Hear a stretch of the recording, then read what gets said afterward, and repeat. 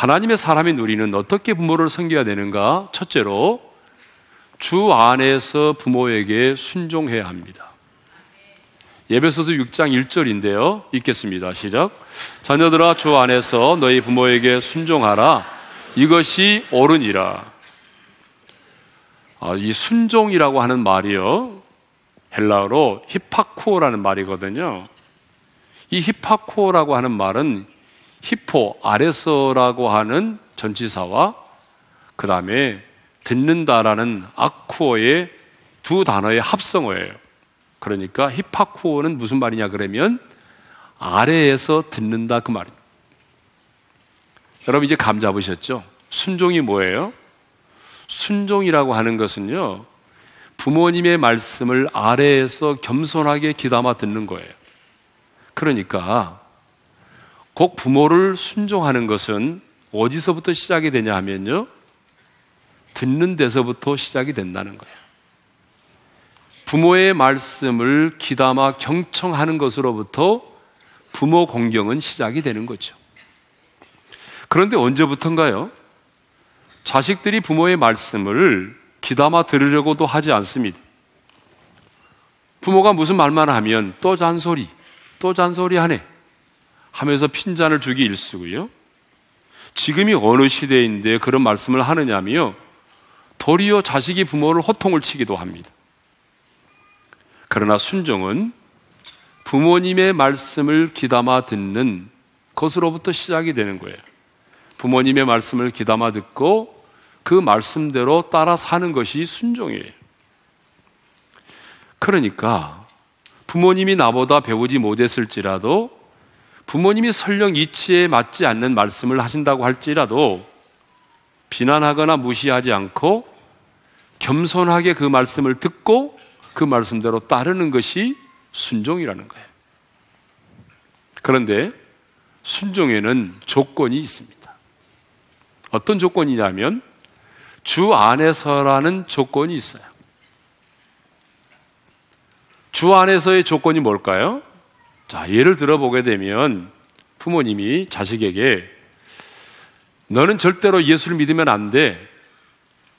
우리 집은 예수를 믿으면 안 되는 가문이야. 예수 믿지 마. 그렇게 말씀을 한다든지, 기도를 하지 못하게 한다든지, 기도하면 밥이 나오냐 돈이 나오냐, 기도하지 마. 또 우상을 숭배를 강요를 한다든지, 그럴 때 우리는 순종할 수 없다는 거죠. 왜냐하면 주님 안에서만 순종해야 되는 거죠. 그러니까 진리를 거스리면서까지 순종할 수는 없는 거죠. 그런데 부모님의 말씀이 진리를 거스리지 않는 한, 부모님의 말씀이 우리의 영원한 운명을 결정짓는 사건이 아니라면 우리는 어떻게 해야 돼요? 부모님의 말씀을 순종해야 됩니다. 그러면 왜 우리는 주 안에서 부모에게 순종해야 됩니까? 그 이유는 이것이 옳기 때문이죠. 그래서 에베소 6장 1절에 뭐라고 말씀하고 있어요? 다시 한번 읽어볼까요? 시작. 자녀들아, 주 안에서 너희 부모에게 순종하라. 이것이 옳으니라. 우리 한번 따라서 하십시다. 이것이 옳으니라. 여러분, 이것이 옳다는 말이 무슨 말입니까? 하나님 앞에서 이것이 의롭다는 거죠. 이것이 의롭다는 것은 이것이 하나님의 뜻이라는 거예요. 왜 우리가 주 안에서 부모에게 순종해야 됩니까? 하나님 앞에서 이것이 옳고 이것이 의롭고 하나님의 뜻이기 때문입니다. 자, 우리가 하나님의 사람으로서 어떻게 부모를 섬겨야 되느냐? 두 번째는 조건 없이 부모를 공경해야 합니다. 에베소서 6장 2절의 말씀인데요. 읽겠습니다. 시작. 내 아버지와 어머니를 공경하라. 이것은 약속 있는 첫 계명이니. 여러분, 구약에도 부모를 공경하라는 말씀이 참 많이 나오거든요. 이 공경이라고 하는 말에 그 히브리의 뜻을 보게 되면 무겁다라는 말이에요. 신약에서 부모를 공경하라고 할 때 그 공경이라고 하는 헬라 단어의 뜻이 뭐냐 그러면 존경하다, 칭찬하다, 귀하게 여기다는 말이에요. 그러니까 이 말씀을 종합해 보게 되면 부모를 공경한다는 것은 뭐겠어요? 부모의 무게를 인정하고 부모를 존중히 그리고 가치 있게 여기는 것을 말하는 거예요. 그러면 왜 우리는 조건 없이 부모를 공경해야 될까요? 그것은 부모를 공경하라고 하는 이 계명이 약속 있는 첫 계명이기 때문에 그래요. 자, 하나님이 우리에게 주신 10계명 가운데 1계명부터 4계명까지는요 어떤 계명이죠? 하나님과 관련된 계명이에요. 하나님을 사랑하라는 계명이죠. 5계명부터 10계명까지는요 어떤 계명이에요? 사람과 관련된 계명이죠. 사람을 사랑하라는 계명이잖아요. 그런데 그 중간에 제5계명 부모를 공경하라는 계명이 들어와 있어요. 그래서 어떤 학자들은요 이 부모를 공경하라고 하는 계명이 바로 이 하나님과 인간을 이어주는 브릿지, 다리 역할을 한다. 그래서 브릿지 계명이라고도 해요. 그런데 하나님께서 우리 인간에게 주신 첫 번째 계명이 뭐예요? 부모를 공경하라는 계명이죠. 그리고 1계명부터 10계명 가운데 유일하게 하나님이 복을 약속하고 있는 계명은 부모를 공경하라는 계명 외에는 없어요. 그래서 부모를 공경하라고 하는 계명을 뭐라고 말하죠? 약속 있는 첫 계명이라고 말하죠. 그러면 하나님이 부모를 공경하는 자에게 약속하신 복이 뭐예요? 이로써 3절에 보니까 다 같이 시작. 이로써 내가 잘되고 땅에서 장수하리라. 잘되고 땅에서 장수한대요. 여러분, 이 잘되다라고 하는 말이 히브리어로 야타브라는 말인데요, 이 말의 뜻은 막힘이 없다, 그침이 없다는 뜻이에요. 근데 다시 말해서 내가 소원하는 마음의 생각과 계획에서부터 산 전반의 모든 행동까지 하나님께서 잘되게 해주신다는 거잖아요. 그리고 장수하리라고 하는 말은 아라크라는 말인데 계속해서 길어지다는 그런 말이에요. 무슨 말이냐면 나 혼자만 오래 사는 것이 아니라 이 장수의 축복이 자자손손에 이어진다는 거거든요. 그렇습니다, 여러분. 공경이 공경을 낳습니다. 복이 복을 낳습니다. 여러분, 자식이 부모를 보죠. 우리 부모가 부모를 어떻게 공경하는지를 보는 거죠. 그래서 부모가 그 할아버지 할머니를 잘 공경하면 그 손주 녀석도 나중에 부모를 공경하는 거예요. 공경이 공경을 낳습니다. 예? 공격이 공격을 낳아요. 부모가 아비를 공격하게 되면 어때요? 자식이 여러분을 공격한다는 거예요, 나중에. 너무 중요한 것 같습니다. 예? 그래서 땅에서 잘됨과 장수의 축복을 받으려면 부모를 공경하라는 거예요. 인류 역사를 보거나 성경을 보게 되면 부모를 공경함으로 이 약속된 복을 받은 사람들이 얼마나 많이 있습니까? 성경을 보더라도 여러분, 요셉이 그 아버지를 공경했잖아요. 그래서 이 복을 받았어요. 또 성경에 나오는 이방 여인 룻도 시어머니 룻을, 이 시어머니를 어떻게 했습니까? 그렇게 공경했잖아요. 그래서 이방 여인 룻이 이런 놀라운 복을 받았지 않습니까? 저는 우리 어린교회 성도들이 정말 부모를 공경함으로 하나님께서 약속하신 이 복을 여러분만이 아니라 자자손손 누릴 수 있기를 주님의 이름으로 축원합니다. 자, 세 번째로 하나님의 사람인 우리는 어떻게 부모를 섬겨야 되느냐? 이 세 번째는 부모를 경외하는 것입니다. 경외하는 것. 자, 레위기 19장 3절인데요. 읽겠습니다. 다 같이요. 너희 각 사람은 부모를 경외하고 나의 안식일을 지키라. 나는 너희의 하나님 여호와이니라. 여러분, 이 사전을 찾아보게 되면 이 경외라고 하는 말은요, 공경하면서 두려워함이라고 되어 있습니다. 그러니까 부모를 경외하라고 하는 말은 부모를 공경하라는 말보다 더 강력한 의미를 가지고 있습니다. 그렇죠?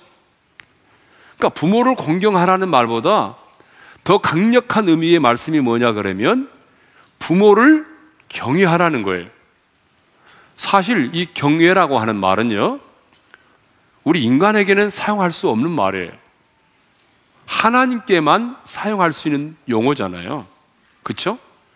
그런데 인간에게 사용된 나라가 딱 하나 있어요. 북한이에요. 저 북한 땅에서는 백두혈통을 가진 지도자가 신적 존재이니까 경외라는, 경의하는 동지 그러잖아요. 그 경외라는 말을 쓰더라고요. 그런데 정상적인 사람들은 사람에게도 이 경외라고 하는 말을 사용하지 않습니다. 그런데 성경은, 하나님은요, 사람인 부모에게도 경외라는 말을 사용했다는 거예요. 그러면 왜 하나님께만 사용될 수 있는 이 경외라는 말을 우리 부모에게도 사용했을까요? 여러분, 그것이 알고 싶다. 알아야 돼요. 왜 하나님께만 사용될 수 있는 이 경외라고 하는 말을 우리 육신의 부모에게도 사용하고 있을까요? 그것은요, 이 땅의 부모는 하나님의 대리자이기 때문에 그렇습니다. 종교개혁자 루터는 부모는 자녀에게 있어서 하나님의 대리자라고 말을 했어요. 부모를 그러므로 생물학적이나 사회적으로 이해하기에 앞서서 하나님이 주신 직분으로 이해를 해야 한다는 거예요. 그러면서 루터는 말하기를, 부모는 자녀 교육을 위해서 하나님께로부터 직분을 받았대요. 그 직분이 뭐예요? 바로 하나님의 대리 통치자로서 하나님의 말씀으로 자녀를 가르치는 겁니다. 그러니까 부모는요, 하나님의 말씀으로 자녀를 가르치는 하나님의 대리자라는 직분을 하나님이 주셨다는 거예요. 그러니까 부모의 역할이 뭐예요? 자식만 낳는다고 되는 게 아니고 하나님의 말씀으로 내 자식을 가르칠 때에 그게 말은 뭐예요? 부모가 하나님의 대리자가 되는 것입니다. 그러니까 성경의 원리는 자녀의 교육은 학교가 아니에요. 자녀의 교육은 따지고 보게 되면 교회도 아닙니다. 자녀의 교육은 누구예요? 부모예요, 부모. 1차적으로 부모가 자식을 가르쳐야 되는 거죠. 예? 그래서 목회를 하다 보니까요, 여러분, 부모님으로부터 사랑을 참 많이 받고 조건 없는 사랑을 많이 받은 자식들은 하나님의 사랑을 빨리 이해를 합니다. 그런데 특별히 아버지로부터 학대를 받고 사랑을 받지 못하고 자란 자녀는요, 아무리 하나님의 사랑을 이야기해줘도 하나님의 사랑을 이해를 잘 못합니다. 심지어 이렇게까지 말한 사람이 있어요. 저는 예수 믿고 제일 힘들었던 게 뭐냐? 하나님을 아버지라고 부르는 것이었다고 말해요. 왜? 너무나 아버지로부터 학대를 받았기 때문에. 그런데 아버지라는 말을 하고도 싶지 않은데 예수 믿고 나니까 하나님이 아버지래잖아요. 그래서 자기는 하나님을 아버지라고 부르기보다는 어머니라고 부르고 싶다고 그러죠. 여러분, 부모님의 그 사랑을 통해서 자식은 하나님의 사랑을 알아가는 것입니다. 부모의 가르침을 통해서 진리를 깨닫는 거죠. 그런 의미에서 부모는 하나님의 대리자라는 거죠. 부모는 직분으로서만이 하나님의 대리자가 아니라 생명의 원천으로서 하나님 다음으로 신성하고 존엄한 대상인 것이죠. 그래서 하나님은 부모를 무시하거나 저주하는 자를 용납하지 않습니다. 여러분, 성경을 보세요. 어떤 죄보다도 하나님께서, 여러분, 아주 엄하게 다루고 있는 죄가 뭔지 아세요? 부모를 무시하는 거, 부모를 저주하는 거예요. 자, 출애굽기 21장 15절의 말씀을 읽겠습니다. 다 같이요. 자기 아버지나 어머니를 치는 자는 반드시 죽일지니라. 여러분, 반드시 죽을 사람 많습니다, 지금. 출애굽기 21장 17절도 읽겠습니다. 다 같이요. 자기 아버지나 어머니를 저주하는 자는 반드시 죽일지니라. 반드시 죽는데요. 네?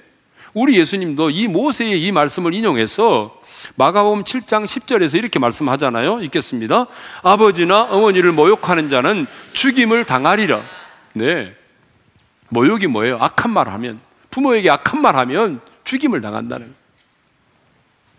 잠언 20장 20절에 보게 되면 이런 말씀이 있습니다. 읽겠습니다. 자기의 아비나 어미를 저주하는 자는 그의 등불이 흑암 중에 꺼짐을 당하리라. 부모를 저주하는 사람은요, 최후의 어둠 속에서 꺼져가는 등불처럼 망하게 된다는 거죠. 부모를 저주하면 여러분의 인생의 등불이 꺼질 수 있습니다. 좀 강하게 표현하면 여러분 인생의 전기가 나갑니다. 그러므로 부모를 모욕하지 않기를 바랍니다. 좀 배웠다고 부모를 무시하지 않기를 바랍니다. 부모는 하나님의 대리자입니다. 그러므로 하나님을 경외하듯 육신의 부모도 경외해야 합니다. 그러니까 어떤 공식이죠? 하나님 경외 리꼬르 부모님 경외입니다. 하나님을 경외하는 자는 여러분 육신의 부모를 경외할 수밖에 없고 육신의 부모를 경외함으로 하나님을 경외하게 되는 것이죠. 그래서 사도 요한은 요한일서 4장 20절에 이런 말씀을 했습니다. 다 같이요. 보는 바 그 형제를 사랑하지 아니하는 자는 보지 못하는 바 하나님을 사랑할 수 없느니라. 마찬가지예요. 눈에 보이는 육신의 부모를 경외하지 않는 자가 눈에 보이지 않는 하나님을 어찌 경외한단 말입니까? 눈에 보이는 육신의 부모를 경외하는 자가 하나님을 경외하게 되는 것이고 하나님을 경외하는 자가 눈에 보이는 육신의 부모를 경외하는 자가 되는 겁니다.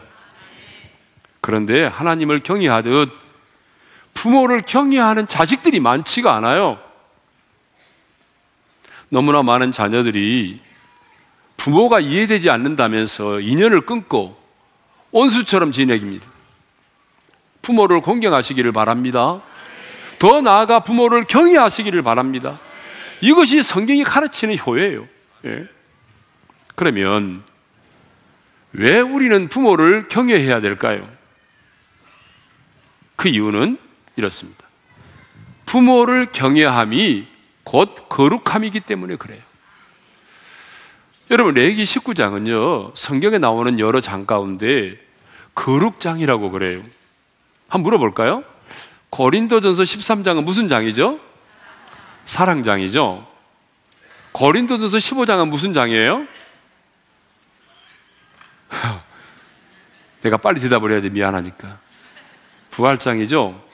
히브리서 11장은요 믿음장이죠. 그죠? 그런 것처럼 레위기 19장은요 거룩장이에요.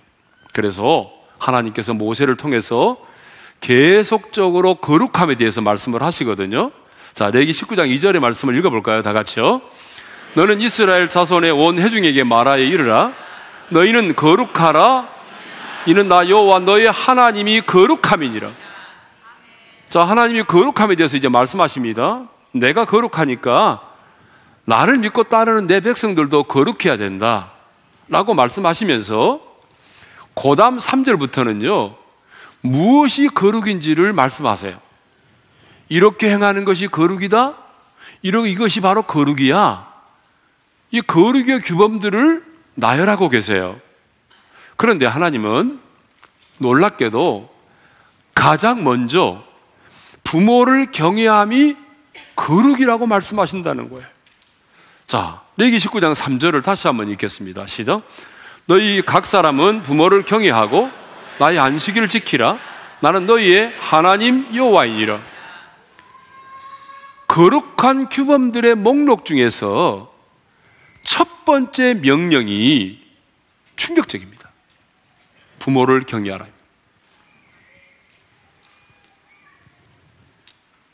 그리고 두 번째로 언급된 계명이 뭐냐 그러면 두 번째로 언급된 거룩이 안식일을 지키라. 세 번째 네 번째로 거론되고 있는 거룩의 계명이 뭐냐 그러면 놀랍게도 10계명에 나오는 1계명과 2계명입니다. 자, 4절 상반절을 읽겠습니다. 시작. 너희는 헛된 것들에게로 향하지 말며 1계명에 관한 말씀이 있거든요. 그 다음에 4절 하반절 시작. 너희를 위하여 신상을 부어 만들지 말라. 제 2계명입니다. 여러분, 우리가 알고 있는 상식으로는 여러분 하나님께서 거룩에 대해서 말씀하신다면 가장 먼저 10계명의 순서를 보더라도 1계명을 말씀하시고 2계명을 말씀하시고 안식일을 말씀하시고 그 다음에서야 부모를 경외하라는 말씀을 해야 되겠죠. 그런데 놀랍게도 하나님은 거룩의 규범들 가운데 가장 첫 번째 계명으로 부모를 경외하라는 말씀을 가장 먼저 하고 계신다는 거죠. 왜 하나님은 거룩을 말씀하시면서 가장 먼저 내 부모를 경외하라고 하는 말씀을 하셨을까요?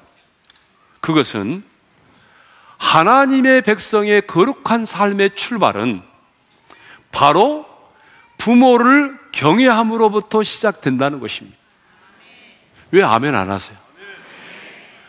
하나님의 백성의 거룩함의 출발은 부모를 경외함으로부터 시작된다는 거예요. 하나님의 백성의 거룩함은요, 가정에서부터 시작된다는 거죠. 부모를 경외하는 것은 하나님을 향한 경건의 가장 대표적인 것이라는 거예요. 우리는 많은 경우에 이런 생각을 하죠. 안식일을 지키고 우상을 숭배하지 않고 하나님을 잘 섬기면 그것을 거룩이라고 생각해요. 그러면 뭐 거룩한 거지 뭐. 그런데 하나님은 부모를 경외하는 것이 너희의 거룩함이라고 말씀하십니다. 하나님은 우리가 부모를 경외하는 것이 거룩이라고 말씀을 하세요. 여러분, 거룩이라는 단어가 히브리어로 보게 되면 코데시라는 말이거든요. 이 말의 뜻은 이런 거예요.